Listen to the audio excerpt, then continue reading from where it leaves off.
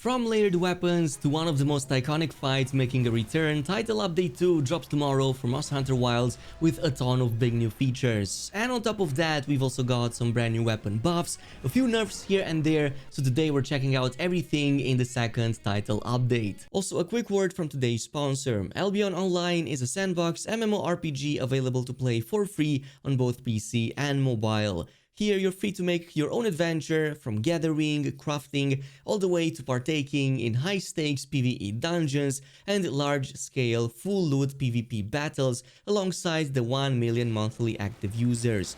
The game is about to also get a massive update at the end of this month that promises to overhaul the new user experience with better guidance and a more clear progression path. Besides this, the game is also getting a more approachable PvP mode via a brand new zone called the Abyssal Depths, where players can't lose the items they bring in, but they can lose the ones that they find inside.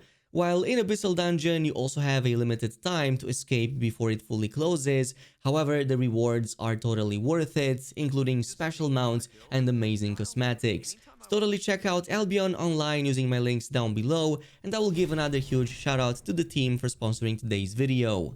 That being said, one of the most exciting features involves the brand new 2 major hunts we get against Legiacrus and Seregios, both the regular and the tempered versions. More on that in just a little bit, but basically we need to be at least Hunter rank 31 or above and also complete at least some of the main story mission up until a world turns upside down, and also the side mission for the Shogama. And in the case of Legiacrus, then we're going to unlock an extra mission that features Legiacrus. And we've seen a portion of the boss fight. It looks pretty awesome. We have the electrifying attacks. It also seems that there's the possibility of the iconic Rathalos turf war over here. Plus, besides that, there's a portion of it that happens underwater, but don't get your hopes too high. This doesn't mean that Monster Hunter Wilds is getting underwater combat. It's just that we're gonna get some limited actions that can be triggered during that moment. So for example, we can see from the captions of the video that we cannot actually swing our weapons freely during this moment.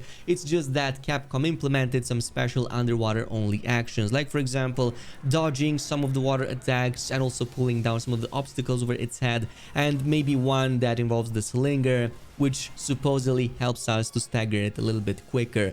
Also nice to see that some of these shots happen in the jungle region where we previously found what was supposedly its lair. Now it's pretty much confirmed that it's actually its lair. But besides that, there's another piece of information you need to know. There's also going to be a tempered version, which is going to require to be at least Hunter rank 41 or above, but that's going to have a much higher chance to drop its most rare materials, which we're gonna need to craft the Legiacrus Hunter armor set. And we also get all of these new cool weapons just in time for the layered weapon system in just a little bit.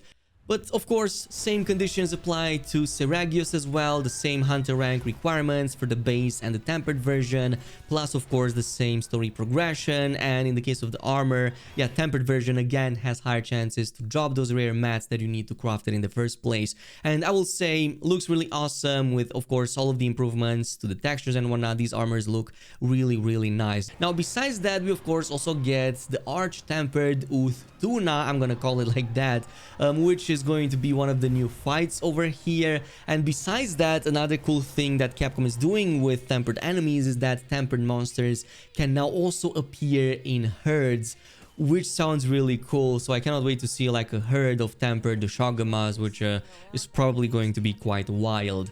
The only problem is that, just like in the case of the Arch-Tempered Raid DAO, this is also only going to drop at the end of the month. So July 30th, it's going to have a similar Hunter rank requirement of 50 plus, and it will also evolve into an event quest and will involve a free challenge quest as well. Plus, on top of the fact that we get that Gamma Duna armor set that's slightly going to be recolored, but probably will have much better stats and bonuses. Supposedly, we're gonna see that tomorrow once we get to data mine it, or maybe see it with mods.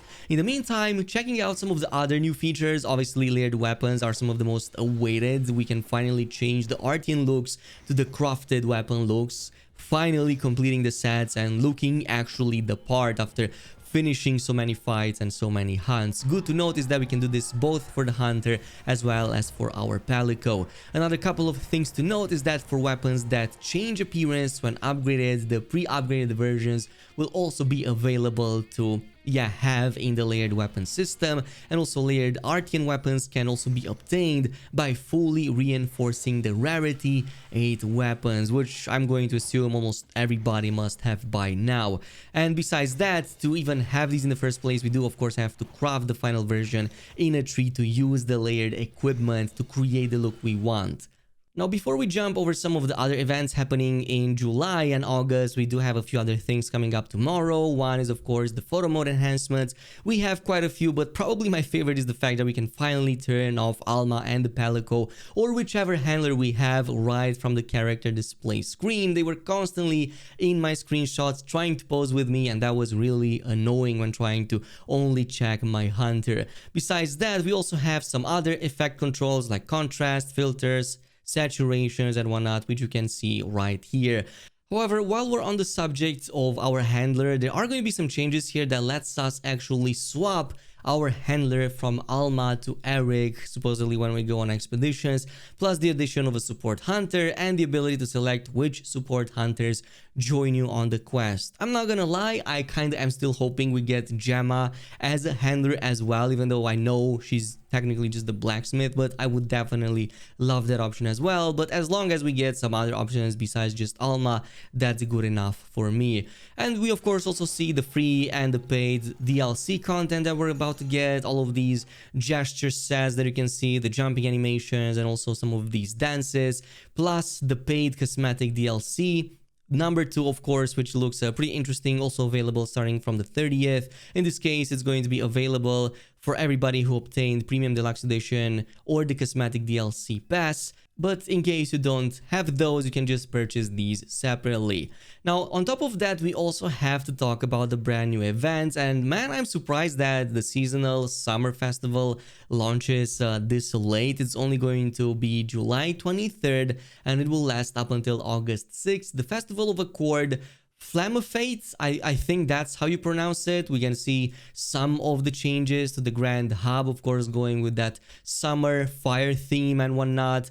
Probably we're gonna get some brand new meals, which are supposedly also maybe going to be really good. And on top of that, we get shreds like a Rathalos. So during the seasonal event, the Grand Hub's decorations and meals change to fit the season, and you'll also be able to obtain unique equipment, gestures, camp decorations, and more. The Sakura Tide armor, for example, was really awesome, but I'm looking forward to the new collab over here as well with Fender. By the way, for all of you music enthusiasts out there, Fender and Monster Hunter Wilds are doing a collaboration, and we're supposedly getting this really cool special 20th anniversary sort of event going on. We can earn special gestures featuring the guitar by completing an event quest available from August 27th all the way to September 24th, 2025. Besides that, we have a couple more noteworthy events happening in July. This includes a Silent Flash, so Arch-Tempered Raid DAO is making a return from the 2nd July up until the 16th for everybody who missed out on the Raid DAO Gamma Armor set. Now you have another chance. And then starting on the 9th, we get an Infernal Late Bear for a new chest armor, both for our, of course, character and also for the Palico. Besides the Fleeting Bubbles, a new Challenge Arena quest in which we have to fight Mizu and supposedly get a new pair of pendants that we can probably see in some of these shots right here. But there are other things, of course, coming up with a new update, so probably we're gonna see more of that tomorrow. We can even see the timer of the update release time right here, 4:30 a.m. UTC, so that's going to be about like 5:30 in the morning for the location I'm in, and the download size is approximately 6 to 7 gigabytes depending on your platform. But besides that, we do have a bunch of big changes happening over here. I'm not gonna go over all of them, but I do want to especially pay attention to some of the quality of life, and especially so some of the new weapon buffs and few nerfs that we have. Like specifically, one is that they added a take all button to Nata's material retrieval facility, so now we don't have to go for each vendor individually and just grab everything. Also added a button to remove all decorations in the added decorations submenu, so that you also don't have to do it one by one.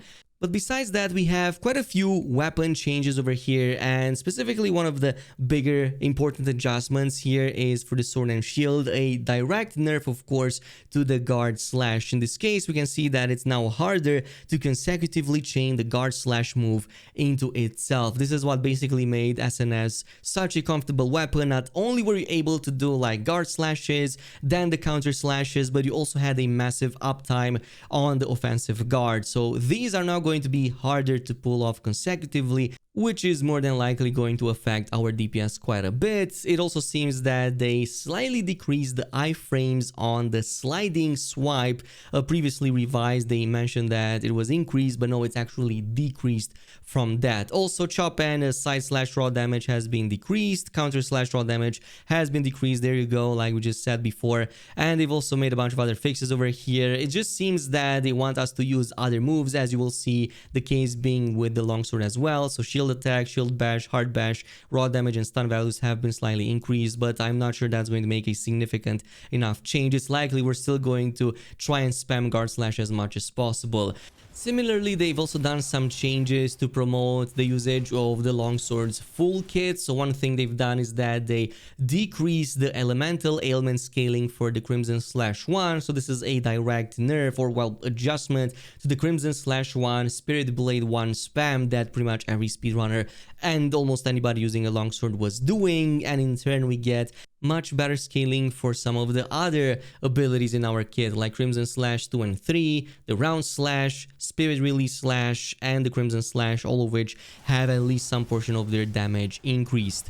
Also, in terms of the hammer, we get some special follow-up moves now, and even some of the other moves we have now get offset attacks as part of them. So you can now chain into a special follow-up move after a monster has been significantly staggered from a successful offset attack. You can also now chain from a focus blow earthquake into a charged side blow. Plus, of course, offset effects have been added to charged upswing and mighty charge upswing, which is exactly what we talked about previously when we talked about all the data mines and the first batch of hammer changes we had back like last month or a couple of months back. I can't really remember, to be honest, but there are many other things over here like raw damage values increased and whatnot. So overall, some big W's for the hammers. Also, I believe Switch Access got some pretty big buffs over here too. Guess what?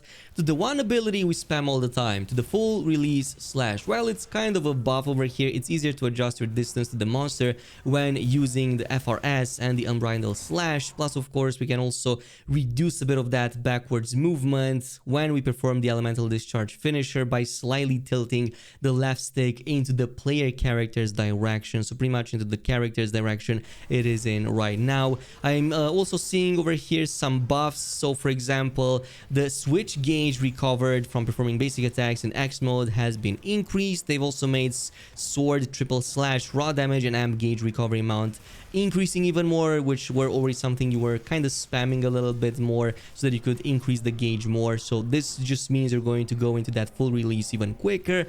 Pretty much seeing back-to-back bonuses over here, but also some buffs to some of our less utilized morph abilities and attacks. It's something to promote using the full kits of the Switch X, which nobody uses currently. So I'm curious to see if this is going to be a change in the meta or if we're still going to default back to the full release slash, since it's easier now to adjust our character.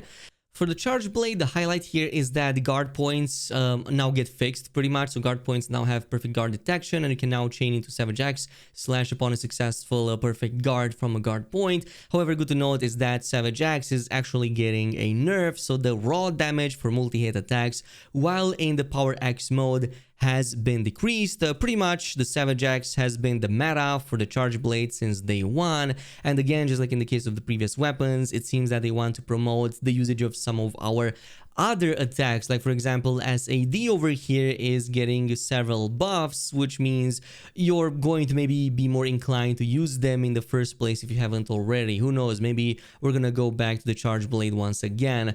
Nothing else in terms of great swords from what I'm seeing, plus I'm seeing some issues getting fixed for bows, bow guns. If you want to have a longer read on everything else, you can totally check out the links down below for the full patch notes if you're playing with any of these weapons weapons over here, but in terms of the majority of the player base and the most popular weapons, this is basically what it's been. And that concludes today's video. Look forward to more stuff coming up in the next few days. I'm not gonna lie, I was kind of hoping that things don't get even more drip feeding this month either, but that's what happens when you don't have enough content. For now, that's going to still be good enough, and we're gonna have a bit of fun with the new hunts plus the layered weapons, and then maybe wait for some of the other events in July. Let me know down below what you think about it, and I'll see you guys in the next video.